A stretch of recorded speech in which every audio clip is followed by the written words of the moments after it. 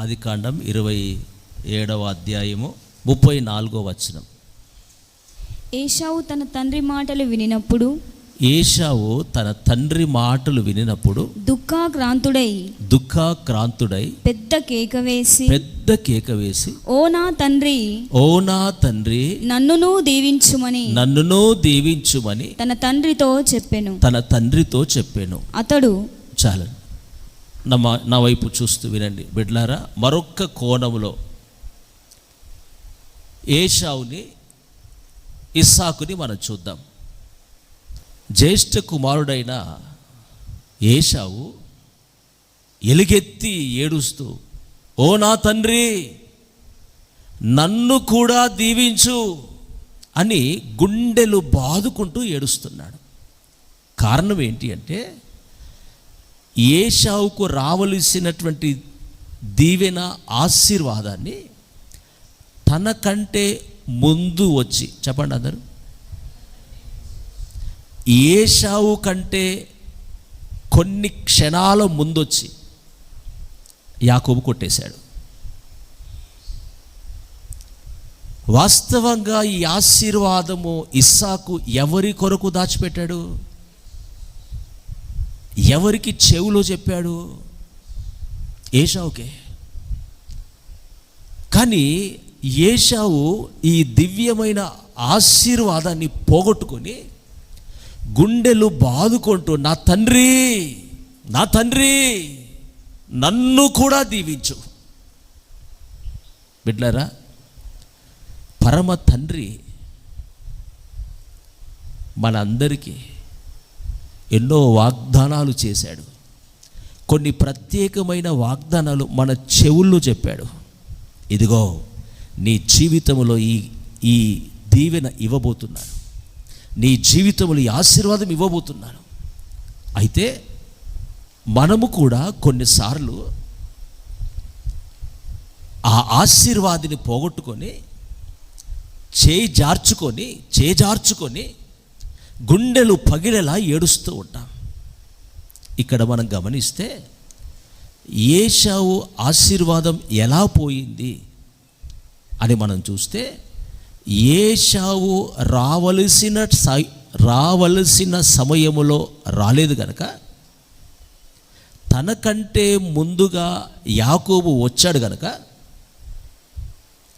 ఏశావుకు చెయ్యబడిన వాగ్దానపూర్వకమైన ఆశీర్వాదాన్ని ఏశావు పోగొట్టుకున్నాడు.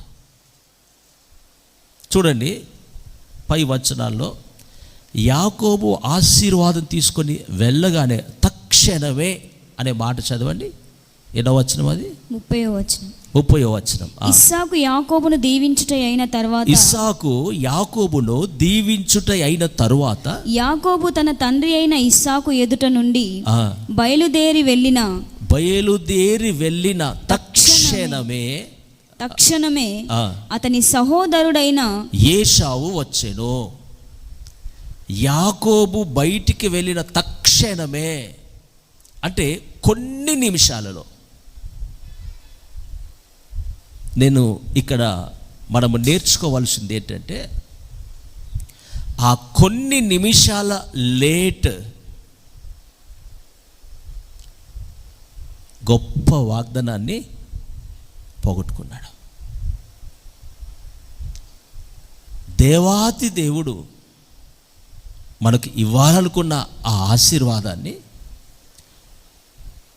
కొన్ని నిమిషాలే, కొన్ని సెకండ్సే లేట్, బట్ అంతలోపు వేరే వాళ్ళు పాత్రులుగా మారిపోతారు, వేరే వారు పొందుకొని పోతారు. కనుక మన జీవితంలో ఎప్పుడు దేవుని ఆశీర్వాదము కోరుకున్న మనము ఎప్పుడు అలక్ష్యంగా నిర్లక్ష్యంగా ఉండడానికి వీలు లేదు. ఒకవేళ అలా ఏం కాదులే నాకే చెవులో చెప్పాడు, నా కొరకు ఇంకా వేచి ఉంటాడు అని మనం అనుకుంటే, ఇక్కడ నేర్చుకునే పాఠం ఏంటంటే మనకంటే ముందు, ఏశావు కంటే ముందు యాకోబు వచ్చుట ద్వారా యాకోబు పొందుకున్నాడు. అంటే మనము కూడా ఈ ఆత్మ సంబంధమైన విషయాలలో ఆత్మీయ కార్యాలలో ఒకవేళ కాలేజీకి లేట్ అయితే ఫైన్ కొట్టవచ్చు, ఎగ్జామ్కి లేట్ అయితే మరలా రాయొచ్చు. కానీ పరలోకం నుండి పొందుకునే, కేవలము దేవుని ద్వారానే పొందుకునే ఆ దివ్యమైన ఆశీర్వాదాన్ని ఆలస్యం అయితే, ఎంత ఆలస్యం అండి? క్షణాలు, కొన్ని నిమిషాల ఆలస్యం కదా.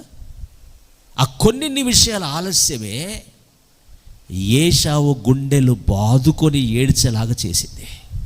నేను అంటాను, ఎప్పుడు ఆత్మ సంబంధమైన విషయాలలో మనము ఆలస్యముగా వచ్చే వారిగా ఉండకూడదు. హల్లెలూయా. ఇక్కడ చూద్దాం, ఏశావు కావాలని ఆలస్యం చేశాడా? ఏశావు ఏం చేశాడు? ఇస్సాకు చెప్పిన పని మీదనే ఉన్నాడు. వినండి, చాలా జాగ్రత్తగా వినండి. ఇస్సాకు ఏశావుకి ఏం పని చెప్పాడు? బాణం తీసుకో, విల్లు తీసుకో, ఆయుధాలు తీసుకొని అరణ్యానికి వెళ్ళి వేటాడిన మాంసం వండి తీసుకొని రా అన్నాడు. ఇస్సాకు ఎటు వెళ్ళాడు? అదే పని మీద ఉన్నాడు. వేటాడుతున్నాడు, దాన్ని తెచ్చాడు, క్లీన్ చేశాడు, వండాడు, తీసుకొచ్చాడు. అతడు వేరే చోటుకే వెళ్ళలేదు కదా, టైం వేస్ట్ చేయలేదు కదా. మరి ఎందుకు పోయింది వాగ్దానం అంటే, దేవుని బిడ్డలారా, ఆ పని మీదనే ఉన్నాడు. కానీ నాకే వచ్చిన ఈ అవకాశం, అది నేనే స్వతంత్రించుకున్నట్లుగా నాకు ఇవ్వబడినటువంటి ఆ పని నేను త్వరగా ముగించి వెళ్ళాలి. ఒకవేళ నేను త్వరగా వెళ్ళకపోతే, ఒకవేళ ఆలస్యం అయితే ఎవరైనా ఈ ఆశీర్వాదం పొందుకుంటారేమో అన్న ఆ భయం, ఆతృత ఏశావులో లేదు. మన జీవితాల్లో చాలాసార్లు దేవుని పని మీదే వెళ్తాం, దేవుని పని మీదనే ఉన్నాడు కదా అంటాం. కానీ ఆ ఆతృత, ఆ దైవ భయం మనలో లేకపోతే దేవుని దివ్యమైన మన కొరకే, కేవలం నీ కొరకే, నా కొరకే ఇవ్వబడిన ఆ యొక్క దీవెన పోగొట్టుకుంటాము. ప్రకటనలో ఉంటుంది, చదవద్దు.